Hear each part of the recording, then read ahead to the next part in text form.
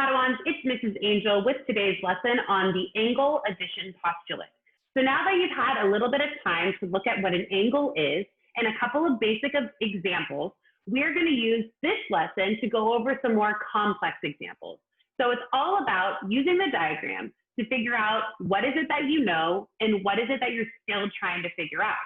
Once you have all of that, you can set up your equation, solve for the variable, and then fill in all of those unknowns. So grab your notes and let's get started. Okay, so like I mentioned in the intro to this video, we're just going to start by going over that angle addition postulate again and what it means. And then we're going to do 3 different examples in the video, and then when you go back into your live instruction with your teacher, they will go over some more. So the angle addition postulate essentially means when you have an angle that is broken up into 2 different parts, if you add up those 2 parts, it will equal the entire angle. So when I'm looking at this diagram, the first thing I notice is that I do have the entire angle here. We're going to call this the largest angle. We're going to call that the large angle because that's the whole thing, okay? We also have a medium-sized angle because that little piece is part of the large, but it's bigger than the other one, and we have the small angle. Now, again, the idea behind the angle addition postulate is if I take the measure of this small angle and add it to the measure of this medium angle, it's going to give me the measure of the entire angle. So what does that look like written out? Essentially, what this means is that the measure of the small plus the measure of the medium always equals the measure of the large, or some people call this the whole thing, the whole angle, right? So let's put in some numbers here. Let's say the small angle is 10 degrees and the medium angle is 95 degrees. Which angle can you give me using this information? You can give me the large because all you have to do is add 10 plus 95, and that gives you a measure of 105. So now I know that the large is 105 degrees. Another example could be, what if I give you the measure of the large, and I tell you the large is 120 degrees, and the small is 15 degrees. Which measure of, or which angle measure could you now give me? You could now give me the medium. To do that, I would just think, okay, the medium plus 15 degrees is 120, right? The medium plus the small. So really all I'm doing is 120 minus 15, and I now know that the medium angle has a measure of 105 degrees. So the idea behind angle addition postulate is you're given some information, use that to figure out the additional information. Let's get into our working examples. Okay, example 1. We have an angle here. The large, or the whole angle, has a measure of 55 degrees. So that's, again, this part right here. The whole thing is 55. The small is 4x, and the medium is 7x. So knowing what we know, we're going to set up an equation to solve for x, and then we'll be able to find our actual angle measures. So let's start by writing out our equation, how angle addition postulate actually works. Angle addition postulate works like this. The small angle plus the medium angle equals the large angle. And then all I'm going to do is fill in what I know. Looking at this diagram, it looks like the small angle is 4x. The medium angle is 7x. And the large angle is 55, and all I'm going to do is add those up. So I'm going to write this out all using the same color because then it might be a little bit easier to solve. Again, small plus medium equals large. So let's go ahead and solve this equation. The first thing I notice is that we have some like terms on the same side of this equation. We have a 4x and a 7x, and anytime you have like terms on the same side of the equation, you can combine them. 4x plus 7x is just 11x.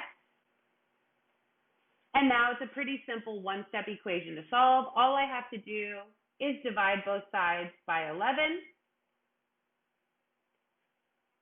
That creates a big one factor, and I'm left with x equals 5. Now, careful, you're not done here, because remember, angle addition is all about take what you know and figure out what you don't know. What is it that we don't know here? Well, we don't know the actual measure of the small angle, and we don't know the actual measure of the medium angle. We know the measure of the large angle, but that's only taking us so far. So how do we now find the actual measures of the small and the medium? We're going to take what we did down here, the fact that x equals 5, and we're going to figure it out. Let's start by finding the measure of the small. So the measure of the small is 4x. Now that I know that x equals 5, all I'm going to do is substitute that in. 4 times 5 is 20. So I now know that the actual measure of the small angle is 20 degrees. Let's look at the medium. The medium angle is 7x. And I know that x equals 5, so I'm going to substitute that in. 7 times 5 is 35. So now I know that the medium angle is 35 degrees. Just to quickly double check my work, I want to add up those two, the small and the medium, and make sure it adds up to the large. So does 20 plus 35 equal 55? Yeah, 20 plus 35 is 55 degrees. So I know that all of my work was done correctly. I've now taken a diagram, an image that was incomplete, and I have figured out all of the missing pieces to it. And that's what angle addition postulate really is. So let's look at a slightly more challenging example. Here's example 2. Now I do challenge you on this one. If you would like to try to do this on your own, please go ahead and do so now. Great. So let's go ahead and look at what we're given and what we're asked to find. It looks like here, again, the piece of information that we're given is the measure of the large angle. We know that is 86. We are shown that the measure of the small angle is 2x, but we don't actually know what that is.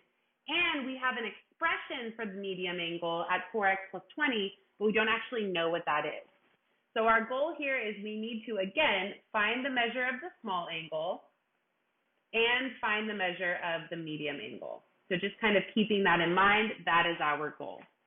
So I'm going to set up an equation. Again, small plus medium equals the large. Add up the two pieces and it will give you the whole thing. Let's fill in what we know. The measure of the small angle is 2x. The measure of the medium angle is 4x plus 20. And the measure of the large is 86. Okay, so the first thing I always do again is I put a line down the middle of my equal sign, because the more terms that you have in the equation, it just helps to keep things balanced and organized. Now, what stands out to me is, again, I do have some like terms on the same side. I see 2x plus 4x on the same side. That means I can combine those. I'm going to go ahead and combine those like terms. 2x's plus 4x's is 6x's. Bring down the plus 20, equal sign on the line, 86. Now I'm thinking to myself, okay, I got to solve. Let's get rid of that plus 20. Let's make that a zero term by subtracting 20 on both sides.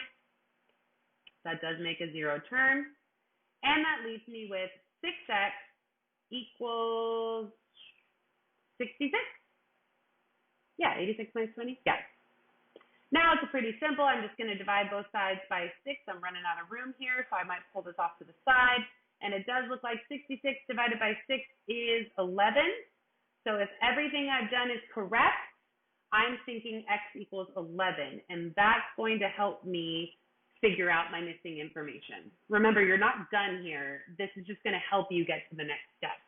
So again, let's go back and think about what it is that we were trying to figure out. We were trying to figure out the measure of the small angle, and we were trying to figure out the measure of the medium. So let's start with the small. The small angle is 2x, and if x equals 11, that just means 2 times 11, or 22.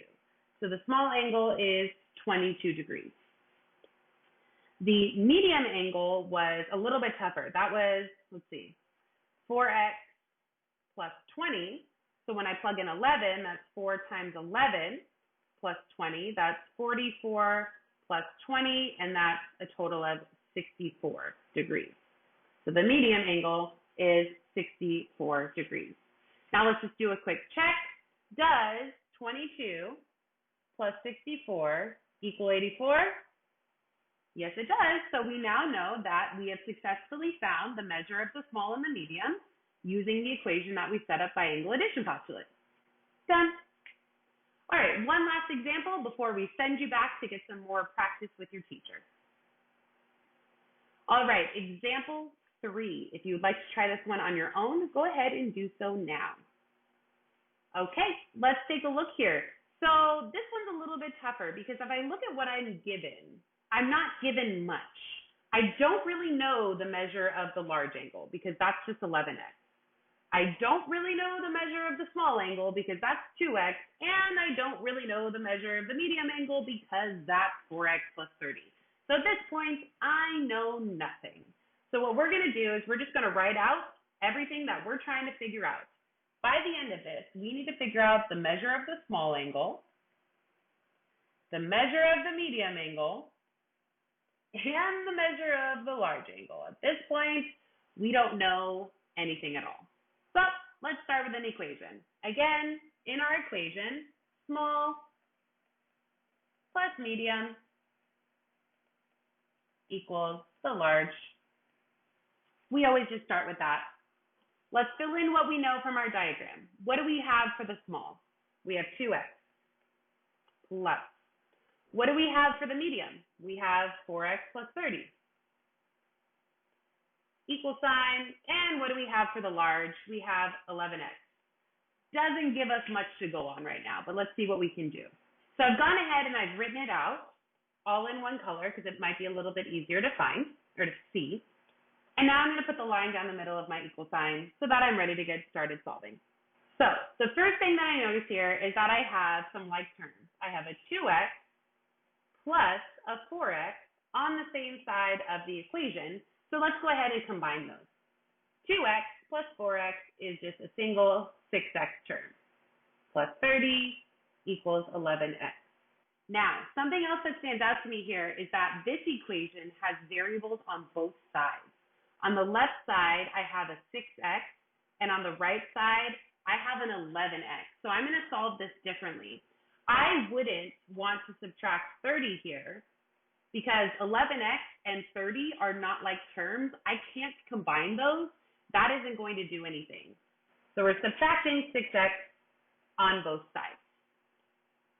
That makes a 0 term. And we're left with 30 on the left equals 11x minus 6x is 5x on the right. That wasn't so bad. One more step to go. Divide both sides by 5. That makes a big 1 factor. And we have 6 equals x as our final answer. Are we done? No, we're not done. Let's remember why we even started this to begin with. Our goal is to find the small, the medium, and the large angles. We know nothing at this point. All we know is that x is 6, and we're going to use that to figure out the rest.